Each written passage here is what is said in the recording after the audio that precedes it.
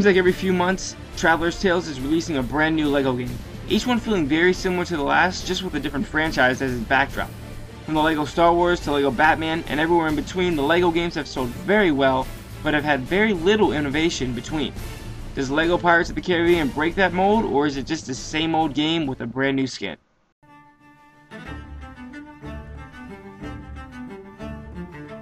LEGO Pirates takes place over all of the 4 Pirates of the Caribbean movies, starting with The Curse of the Black Pearl and ending with the recently released On Stranger Tides.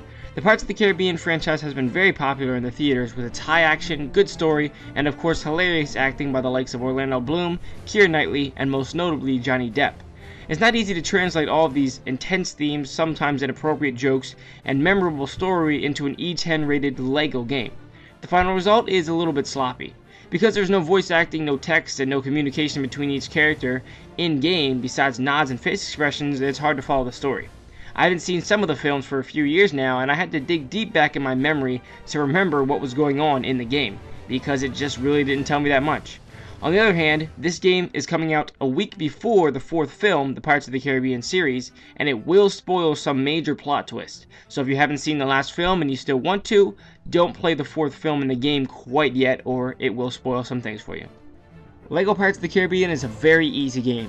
There's a health bar, but it barely matters. When the player dies, he or she will just respawn the exact same location of the death, with the only penalty being that some of the coins are lost, which are actually called studs in LEGO games. Each player can roam through the port, which plays like a hub for selecting levels and unlocking goodies. From the port, players can select which level from which film to play in. Each film has 5 levels, including a boss battle at the end of each film, and each level takes about a half hour, so it should take you about 10 hours to finish the game. Although, each level has 10 mini-kits to find hidden throughout, as well as 8 compass locations from Jack Sparrow's compass. So doubling that time to about 20 hours is a possibility if collecting items is your thing. There are also red hats hidden throughout the port. These hats give different abilities to your character. Some of them multiply the amount of studs picked up, some give invincibility, allow for underwater swimming without running out of your breath, and then many more. The achievements in the game all revolve around beating the game and collecting these items, with a few being about doing silly things like getting eaten by a shark or doing 5 backflips in a row. What is cool about the achievements in this game is the names. Most of them are named after characters, places, or events from the movies, and many of the achievements are actually named after quotes from the movies.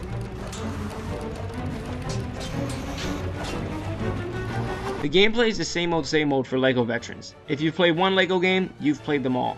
Puzzles have to do with breaking and building LEGOs. There are different classes and characters in LEGO Pirates of the Caribbean. Some of them have swords, some have guns, and some only have tools. Some of the puzzles will require a gun-carrying character to shoot a target, a bomb-carrying character to blow up a wall, a strong character to break down a barrier, jump higher with a female character, and so on and so forth. None of the puzzles are that difficult. The game is made to be played by a youngster, so don't expect puzzles that will get your mind stuck like in Portal, Zelda, or in any other game that has a big emphasis on puzzling. The game was made for kids and adults, so the gameplay is pretty simplistic. Playing the entire game takes only 4 face buttons and the control sticks. On the Xbox 360 controller, A is always the jump button, and Y is changing characters. But the X and B buttons are for everything else, and sometimes this makes it a little bit more complicating than it should be. Moving around in the game is much more frustrating than it should be. The game challenges the player with many platforming elements. The problem is jumping is very clumsy. Oftentimes I would attempt to jump from one platform to the other and completely slip off the edge or miss. Deciphering the distance and location of the jump is a bit challenging at times. Of course, when the player falls, there is barely any repercussion, but it is still frustrating. Controlling the cannons in a minigame is an absolute joke. It's incredibly sensitive and difficult to aim and shoot at the targets. Some of the games were better than others. Why was it easy to hit the rubber ducks in one challenge and almost impossible to hit the flags in the water in the other is beyond me. Also, some characters have different abilities. Double jumping into a gymnastics type pole with a female character can be difficult at times.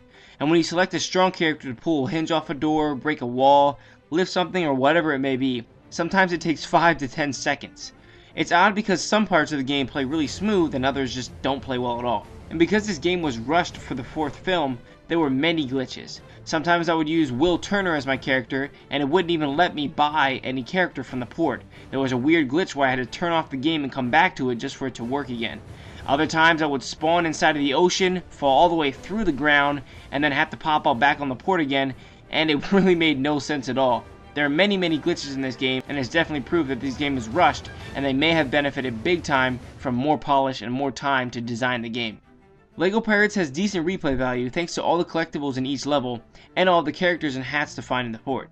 It's also a fun game to play in co-op, making it a great choice for a dad and a son, or a big sister and a little bro, or whatever it may be.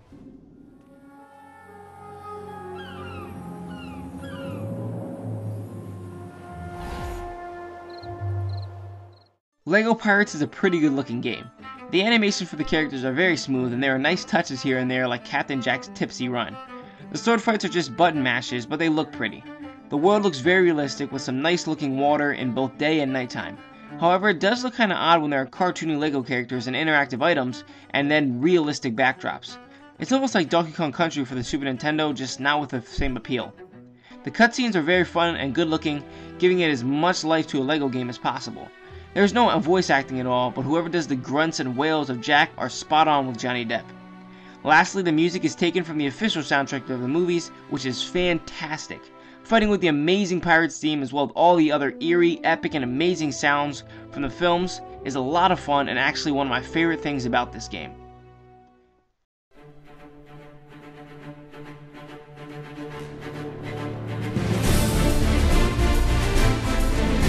In the end, LEGO Pirates of the Caribbean is a fun game for kids and even enjoyable for older players more accustomed to core experience in gaming. It succeeds in what it sets out to do. It's an enjoyable ride throughout the 4 films. It's just a shame that they had to rush the game for the release of the 4th film on Stranger Tides, because it's very obvious they didn't have the opportunity to polish the game. The controls are clumsy and the glitches are annoying, and it definitely would have benefited from some more time in development. If you've played any LEGO game and you're looking for something new, this just is not the option for you. It's pretty much a carbon copy of any other LEGO game, just with the Pirates of the Caribbean theme. But if you enjoy the LEGO games and like the Pirates of the Caribbean movies, LEGO Pirates of the Caribbean should be a fun pickup for a few weeks, but a rent is probably your best bet. Game Guide Central is giving LEGO Pirates of the Caribbean a design score of 6.8, a gameplay score of 6.6, a presentation score of 7.6, and a final score of 7. Thanks for watching, guys. This has been Bamblakopz. I hope you enjoyed it. Please visit Game Guide Central for more game guides, reviews, and everything else your little heart desires. I hope you enjoyed this. I will see you guys later.